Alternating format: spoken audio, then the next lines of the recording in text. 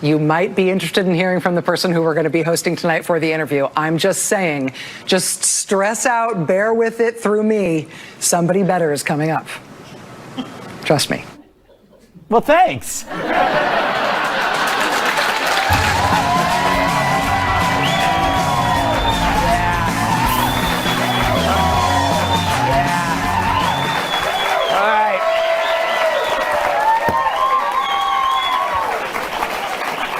It's Saturday night, which means it's time to take a deep breath with Greg Gutfeld. All right. If you paid attention to the media, you were convinced it was once again the end of the frickin' world. Kind of like this. You said that it's okay. Be here, end up murdering the children of American citizens. You know what's horrible? What's horrible? When the president of the United States whips up people to beat the hell out of people. No. Say goodbye. You know, I'd say that's worse than The View, but it is The View.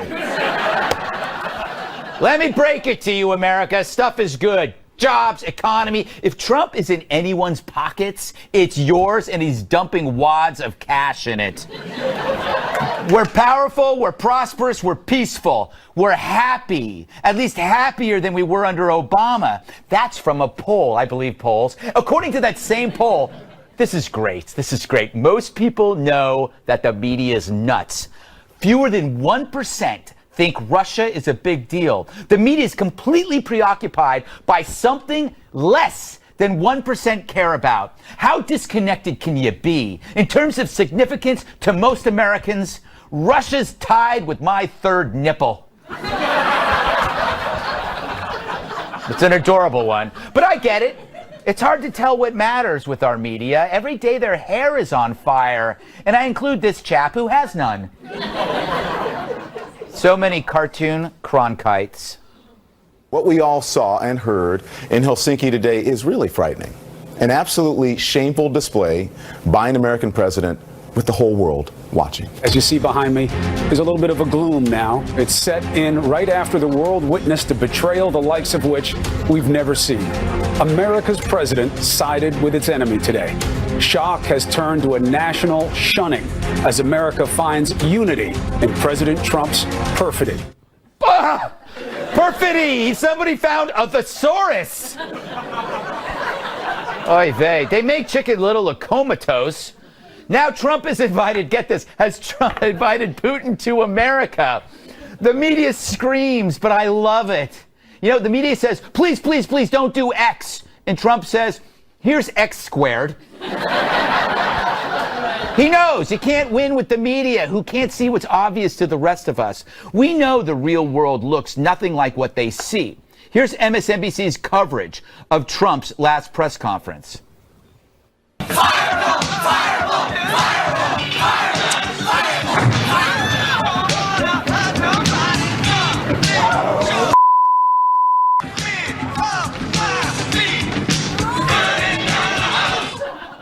The reality, your life's actually getting better, yet the media's mentality keeps getting worse. Why is that? It's because in their heads, they're watching something totally different.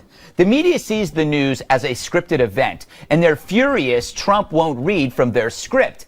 He reads from his own. So while the media panics over Trump's refusal to play the lead in their movie, he stars in his own, building up the military, demanding NATO pay for their defense, toying with Putin's pipeline, arming Ukraine.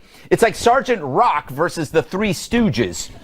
But if Trump is Putin's stooge, he's doing a total curly to their Mo. Do they really think deal-making is how you destroy America? It reminds me of a movie. In 1962, the world met the Manchurian Candidate. He was an American prisoner of war brainwashed by communists into being an unwitting assassin against his own country.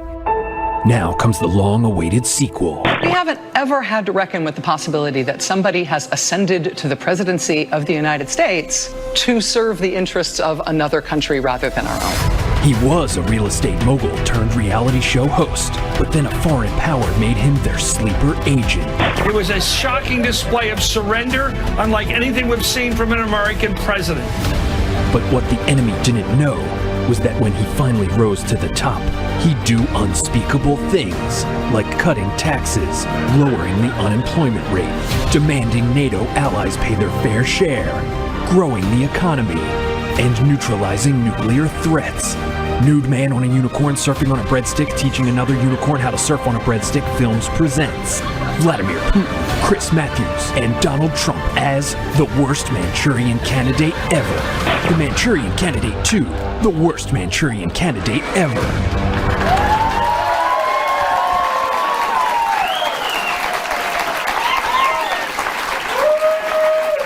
So obvious.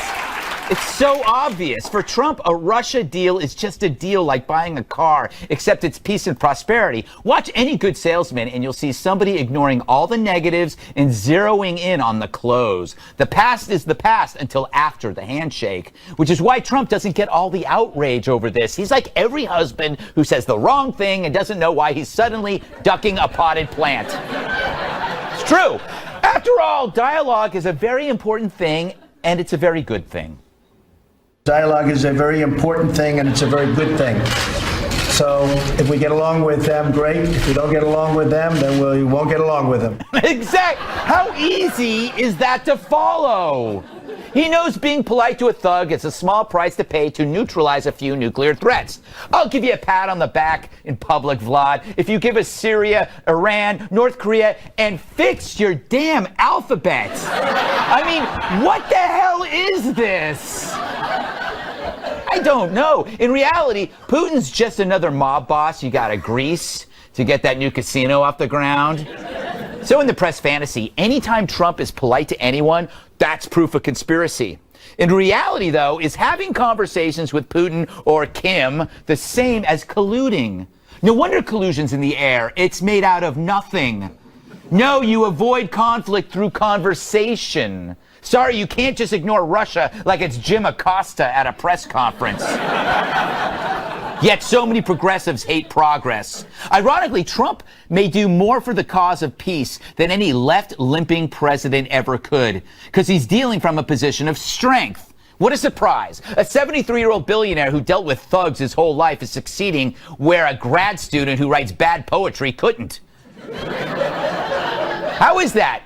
He got the stick and the carrot in the right order. You build up the military, that's the stick. Then comes the carrot.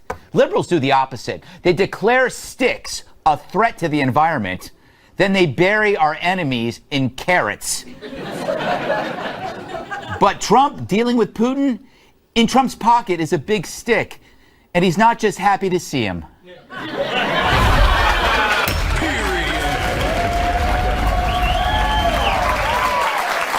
Let's welcome tonight's guest. If he ever becomes a porn star, he won't have to change his name. Former CIA officer and radio TV host, Buck Sexton. Buck Sexton.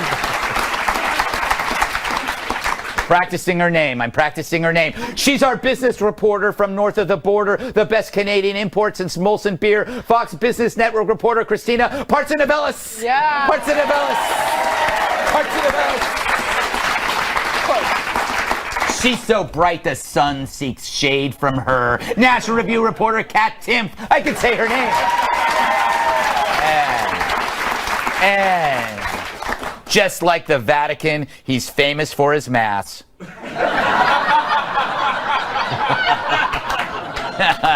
That's a great one. WWE superstar, massive sidekick, kick, Tyrus, Freudian slip.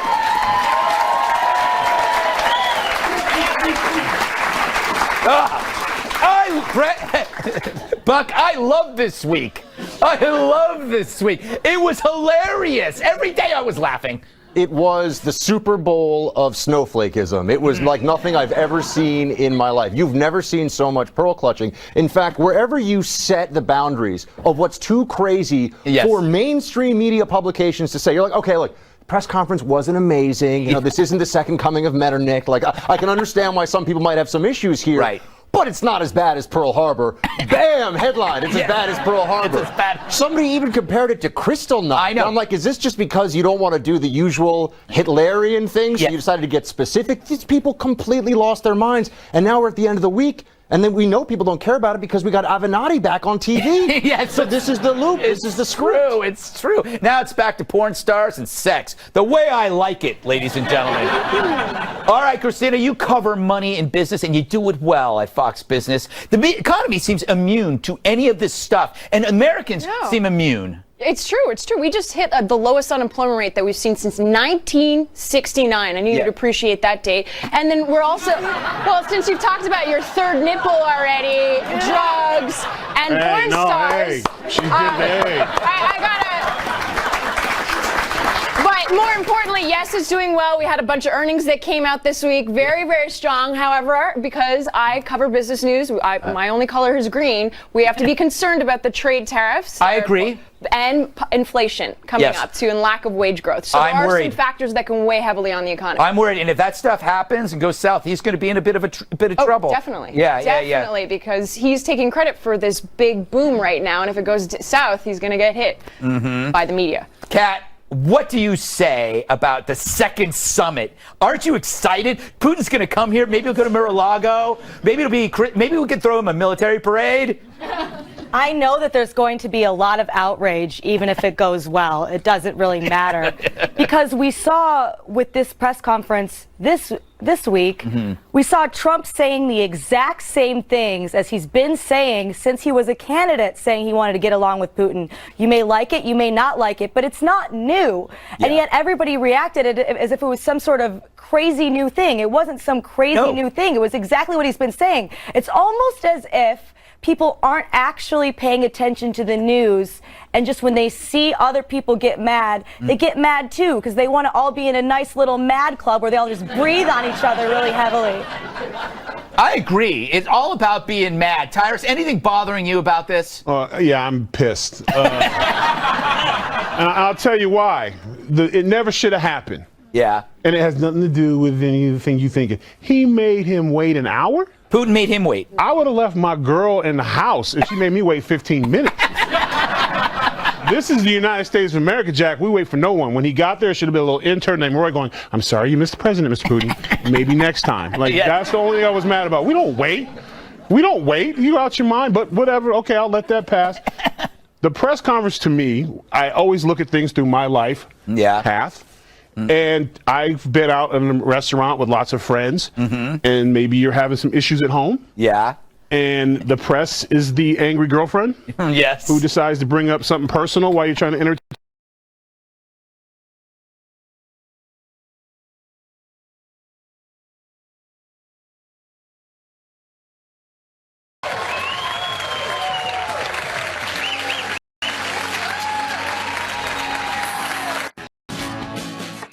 Like Hannibal Lecter after skipping breakfast, the Democrats crave a fresh face.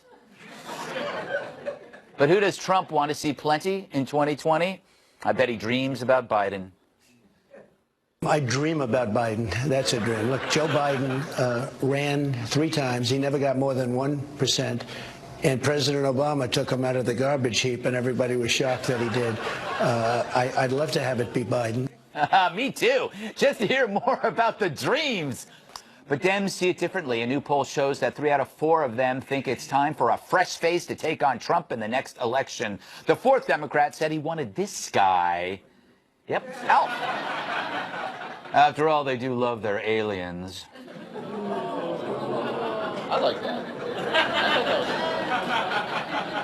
Seriously, take a look at the last few candidates. Hillary, Bernie, Joe, they got 5 presidential bids among them and 0 wins. So yes, a fresh face seems to be in order. And you don't get much fresher than Alexandria Ocasio-Cortez. She's the one who came out of nowhere and beat the incumbent in the New York primary. And she's breathed new life into the party. Haven't you, Alex?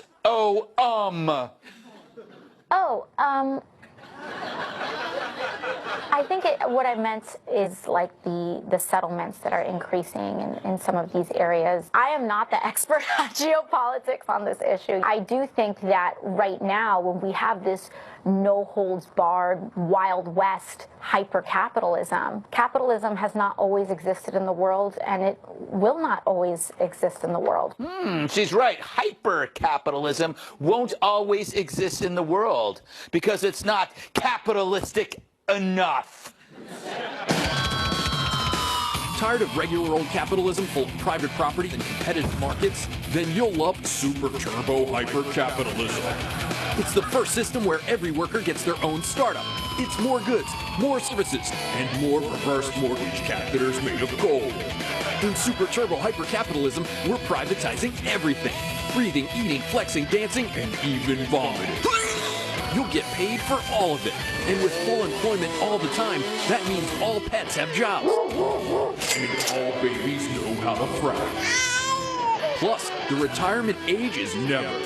And the best part of super turbo hypercapitalism, the stock market only goes up. And if it ever even starts to go down, Lou Dobbs has a hot tub party and it goes back up. So get ready for super turbo hypercapitalism. And if you don't agree with us, you probably support ISIS. You probably do. All right.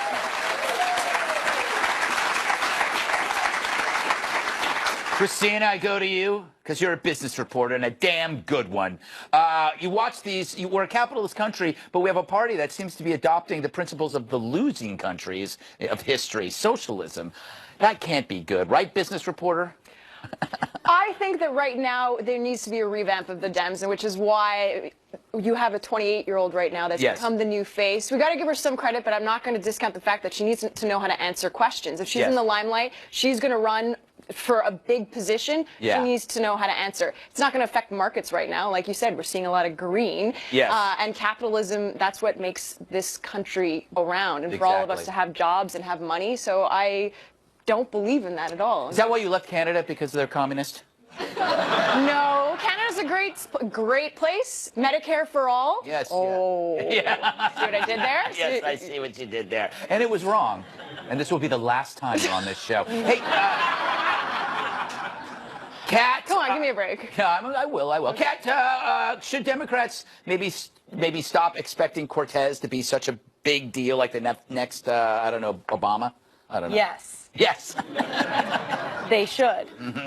I think that the Dems are screwed. Right. I think that Trump is going to win. I think they have a choice between a lot of old faces, very old faces, and then these like new faces that are just like spewing garbage out of them. Yes. I mean, her answer was so bad. She's also said a lot of other really kind of dumb stuff. Like the reason unemployment is low is because everyone has 2 jobs, which is, you have to give her points for creativity and even thinking that is how it works. But, you know, she's a former bartender. She's only 28 years old. She's not really ready for a position like that. So fresh faces might help, but fresh faces with more thoughts behind them. Okay.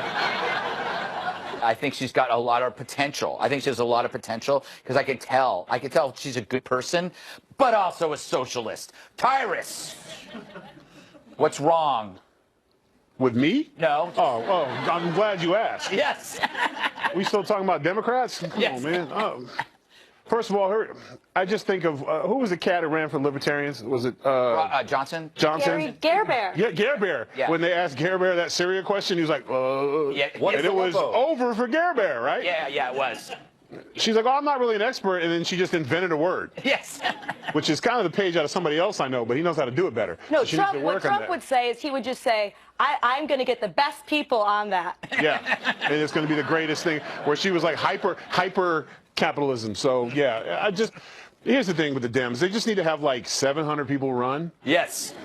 And just have like a battle royal, little wrestling, and throw out the guys, and you know it probably will be at the end Hillary standing with a steel chair with Bernie underneath her. I mean, it's just I think you said it. What was it last week? Hillary? We're probably gonna have the rematch. I think we're gonna have a rematch. Just because the new faces aren't smart faces, Yeah. not quite yet, and the old faces ain't going anywhere. They got all the money. So I think we're gonna have a really fun, exciting bloodbath on our hands. What about you, Buck? What do you see 2020 shaping up to be? What's underneath that massive pile of hair of yours? Jealous? It's real, by the way. It's real, I promise. I get really mean tweets about it all the time. Nothing lives in there. That's all a lie. It's totally real. It's my own. What's wrong with hair that's not real? So about the economy. Yes. So what I've got here, you have on the one, you've got this progressive socialist party, or part of the party rather, and on the one hand you've got the Bernie Sanders wing, and they remember the Soviet Revolution like it was yesterday. Right. And you've got the Ocasio wing, Yeah. and they don't know what the Soviet Revolution was. So Right. you get to sort of pick between what's definitely out of the mainstream, I think, for a lot of Americans, but on either side, they're not going to have that centrism. By the way, I think you guys are mostly joking about Hillary. I'm not joking. No, I I'm think serious she's going to too. toss the rosé over the shoulder, and she's coming back out swinging. She thinks that she will be the default candidate once again. She's already lost twice. What's the third time? No, I don't think it's... I call it the first sentence of the obituary problem. She doesn't want the first sentence of her obituary to be lost to Trump. Biden... So she wants to say lost to Trump twice.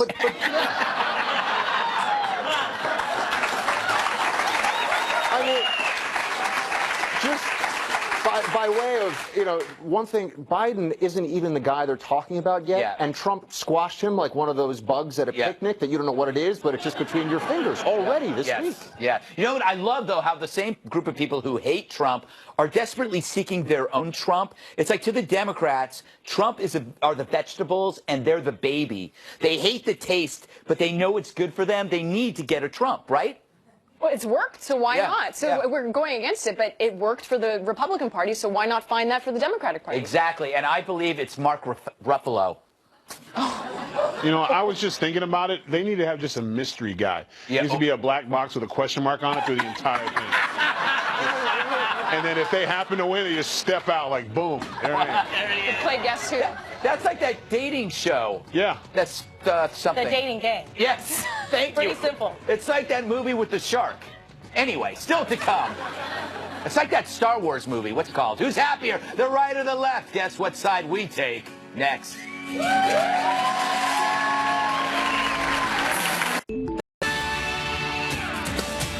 Live from America's News Headquarters, I'm Robert Gray.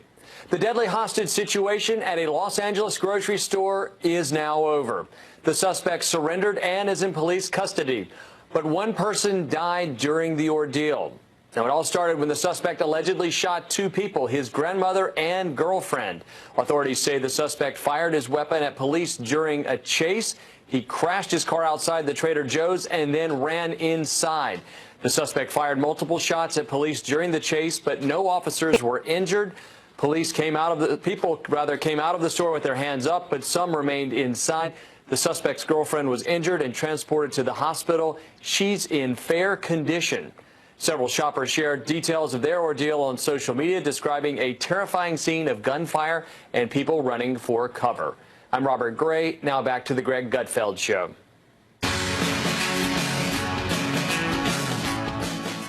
They're sappier, but we're happier. New research from the University of California, wherever that is, shows conservatives believe their lives are more meaningful, while their liberal counterparts seem to be searching for meaning. In other words, conservatives are more this.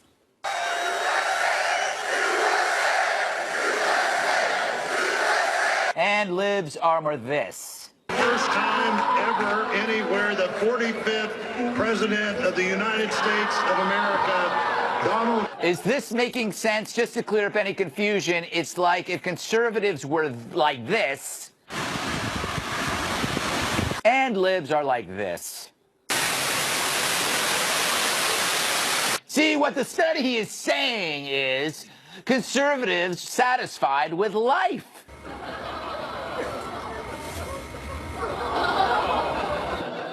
Liberals are more unsatisfied with questions left unanswered. Why aren't I 50 points ahead, you might ask? So that's what the study says, Kat. You're ignored in this study because you are a libertarian. Where are you on the happiness spectrum? I feel like libertarians would probably think that life is most meaningless of all, because it just is like a never-ending cycle of like vaping and trading Bitcoin and screaming taxation is theft into an empty void. But I think this probably has a lot to do with the fact that liberals are really into being victims. Just like sitting around like, oh, my life is just, oh, I have so many microaggressions, you know. And if you think about how much you hate your life all the time, you're probably going to start to hate your life. Just like if you think about how you want a taco all the time and just thinking about tacos, you're going to probably want to eat a taco. That is. Are you hungry? I kind of want a taco. So do I now. A soft taco, though, not a hard taco. Yeah? You too? No, I thought you were going for a dirty joke there. Where did we get this person? She's from FBN. Oh my God, Tyrus. I'm so happy right now. See, the weirdness gets turned on you. That's so great. How's it feel to be squirmy in your chair and going, man, how do I move on from this? Welcome to our world, Greg. Your question, sir? Yeah. How do you feel about these findings? Well, I mean, obviously, if you watch or skim through, it doesn't really matter how long you watch, any liberalist TV show or news program, it's Armageddon. It's horrible. It's like miseries in your house, and there's a little guy breaking your ankles and making you I mean, they're all sad. Every one of their TV shows has an evil president doing something to them that's like, they're just miserable. And we're like, we won, we're making money, I'm pop locking at home, you know? Just, you know, it's a good time if you're working hard and paying your bills and stuff. It's a great time. And if you're not, then you're miserable. And, you know, I'm not saying all Democrats don't work, but I'm just saying there's a certain group of them who prefer things done for them, and they're pretty upset right now. Yeah, Buck, is happiness linked to having great hair? Well, it definitely helps. Because I think conservatives have better hair. Well, that's obviously true. Look at who we've got on TV. Although, Yes. you know, there's that. I would say that teaching kids that there's 37 genders and crying yourself to sleep every night about climate change is not a recipe for happiness, and people are finding that out. Yes. Over the long term. That is in fact the case here. So there's no surprises, and to the points here, you know, we all lived through 8 years of the Obama administration, and we remember. And while we disagree with the policies, there is no equivalent to the video that we played of that person screaming at the sky. Yeah. No conservative did that. That did not happen. That did not exist. So the angst that we're seeing now. You didn't watch any Fox News? I'm going to plead the fifth right now, Greg. I got nothing. Just a couple of hours. Not all the hours, but for the first couple of years, there was a bit of. We tend to be a more chilled out bunch. Yeah, not we as are. chill as the libertarians for obvious reasons.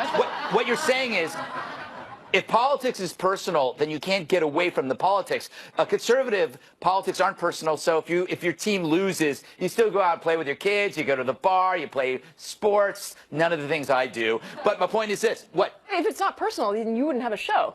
No, but this is my career. This is what I do for a living, Christina. Oh. Yeah. No, but you never had a single Obama administration official chased out of a restaurant. And that stuff is just crazy. I tried. I think. I'm very Can you lazy. imagine Greg coming up to the table telling you to leave? What'd you say? Christina, what are your thoughts? Does this ring true in Canada? Do you guys have polls there?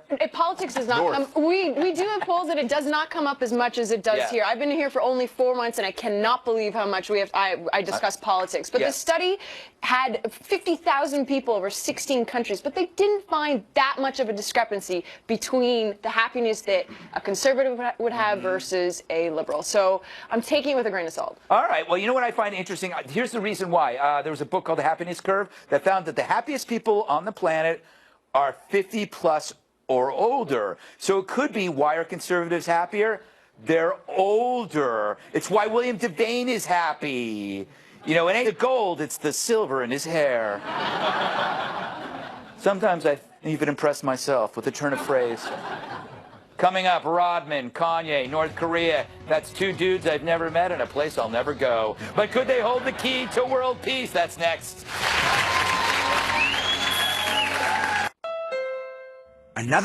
Will things go south if West goes east? Good. That was a good lead, whoever wrote that. Oh, it was me. This week, Dennis Rodman revealed he's inviting Kanye West with him on his next trip to North Korea. West recently called Rodman one of his biggest inspirations who breaks barriers. Said Rodman of Kanye, "I think that he respects me as far as understanding my views. He's doing amazing work around the world, so I respect him too. I'm going to invite him next time I go to North Korea."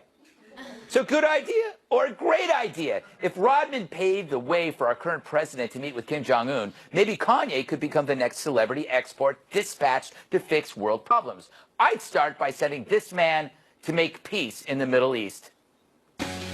You're sleeping better. Much better. And you're looking good.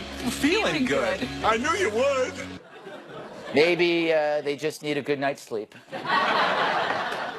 I don't want that in my medicine cabinet, Tyrus. All right. Isn't pop culture really the best way for diplomacy? Because other countries love what we export: music, actors, actors. Models. He's asking me, isn't he? Yeah. Every time. What? Every time Dennis Rodman comes up, you ask me first. I am not in no way, shape, or form an advocate for Dennis Rodman. I am. I am too. I am, yeah. I had a big crush on him in kindergarten. That's because you're from Detroit. You're from Detroit. He's a Piston. Yeah. He's a Piston in more ways than one. The last trip kind of go. What does that mean? No, because he's energetic. People. So. This is the dirtiest group of people I've ever been around. What do you think? I almost called you Tucker.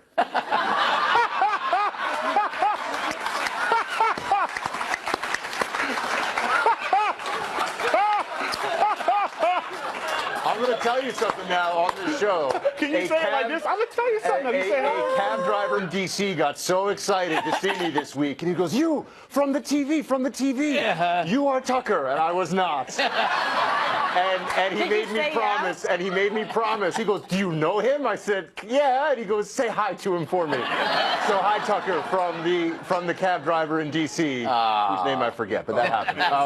That's an American story. It is, and that's a totally true story. But I would say that Dennis Rodman's last trip, if I recall, did not go so well. Wasn't he on TV a few weeks ago crying about all the death threats and everything? So why is he a glutton for punishment? People got kind of upset at him. When you're Dennis Rodman and you're getting involved in nuclear diplomacy, people get a little worried. But I have to say, I thought that was the most sincere person I've ever seen in my life when he was crying up there, and I thought that he actually proved me wrong because I called him a useful idiot, when in fact, Christina, I'm a useless idiot. I didn't help with North Korea. Rodman did. You don't want to go to North Korea. And Rodman, let's see. He did The Apprentice, didn't do well with that. He tried reality TV. He was in wrestling. I didn't know that. Hey. Everyone's No, he worked on the lingerie, wrestling show. No, but it was women. It was women who were wrestling, and he was. Oh, what's wrong with that? I'm not saying anything, but the list goes on. He's trying to get out in the limelight. Let's go after Kanye now, because Kanye's come out with a few comments, like saying questioning slavery. Too, so let's not forget that. So I think it's a bad idea. When in the black community, when we sense danger, we usually bring somebody with us to make the exchange in case You're gonna things take go Kanye? down. Why not Jay-Z? Because if Kanye becomes annoying. More annoying than Dennis. Leave him in North Korea. Hey, bro, I'm gonna be right back. You guys talk. I'll be right back, and then you handle that. It could be a top secret exchange. Maybe Kim Jong-un's sister's coming here. Yes. And we traded Kanye and Rodman in the first round pick for Kim Jong-un's sister. Since, as you remember, everybody loved her. Yeah. She didn't say 2 words at the Olympic, but we loved her. The thing is, everybody gets famous people as speaking as a famous celebrity. People just innately trust me. They just trust me. I get so many offers to babysit, which is disgusting, because I don't want to sit on a baby. Really? People offer? Yes. People want you to babysit their children? Yes. How does that email even start? I don't know. Yeah. Hi, Greg. Love the show. Could you watch my kid? Yes. I just think that because I am trustworthy. If Kanye actually went and did this, people would get so mad at Kanye, which is why I think Kanye would absolutely want to do it. Yeah. Because he likes to do things to kind of rock the boat. And if you're looking to rock the boat, you can't get much more like rock boatier than like hanging out with the dictator. So that's kind of the way to do it. I would love to be like a fly on the wall during this meeting, which is weird because I don't even really want to be a fly. No, it's That's true. That's true. I don't know why everybody says I want to be a fly on the wall. Well, then you're probably going to get swatted You're going and to die like so fast. Yeah, people are stupid. They don't think ahead. No. Anyway, more still to come. The people that create killer robots sign a pledge to not create killer robots. How nice of them. We're screwed. Sarah always chooses to take the stairs, but climbing 58,070. Will things go south if west goes east? Good. That was a good lead, whoever wrote that. Oh, it was me. This week, Dennis Rodman revealed he's inviting Kanye West with him on his next trip to North Korea. West recently called Rodman one of his biggest inspirations who breaks barriers. Said Rodman of Kanye, I think that he respects me as far as understanding my views. He's doing amazing work around the world, so I respect him too. I'm going to invite him next time I go to North Korea. So good idea or a great idea? If Rodman paved the way for our current president to meet with Kim Jong-un, maybe Kanye could become the next celebrity export dispatched to fix world problems. I'd start by sending this man to make peace in the Middle East. You're sleeping better. Much better. And you're looking good. Feeling good. I knew you would. Maybe they just need a good night's sleep. I don't want that in my medicine cabinet, Tyrus. All right. Isn't pop culture really the best way for diplomacy? Because other countries love what we export: music, actors, actors, models. He's asking me, isn't he? Yeah. Every time. What? Every time Dennis Rodman comes up, you ask me first. I am not in no way, shape, or form an advocate for Dennis Rodman. I am. I am too. I am. Yeah. I had a big crush on him in kindergarten. That's because you're from Detroit. You're from Detroit. He's a Piston. Yeah. He's a Piston in more ways than one. The last trip. What does that mean? No, because he's energetic. People. So. This is the dirtiest group of people I've ever been around. What do you think? I almost called you Tucker.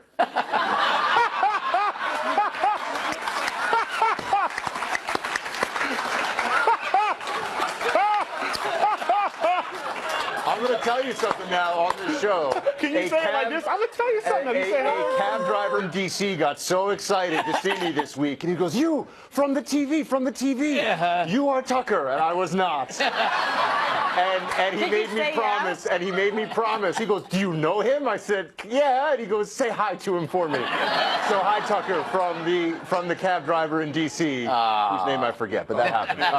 That's an American story. It is, and that's a totally true story. But I would say that Dennis Rodman's last trip, if I recall, did not go so well. Wasn't he on TV a few weeks ago crying about all the death threats and everything? So why is he a glutton for punishment? People got kind of upset at him. When you're Dennis Rodman and you're getting involved in nuclear diplomacy, people get a little worried. But I have to say, I thought that was the most sincere person I've ever seen in my life when he was crying up there, and I thought that he actually proved me wrong because I called him a useful idiot, when in fact, Christina, I'm a useless idiot. I didn't help with North Korea. Rodman did. You don't want to go to North Korea, and Rodman, let's see.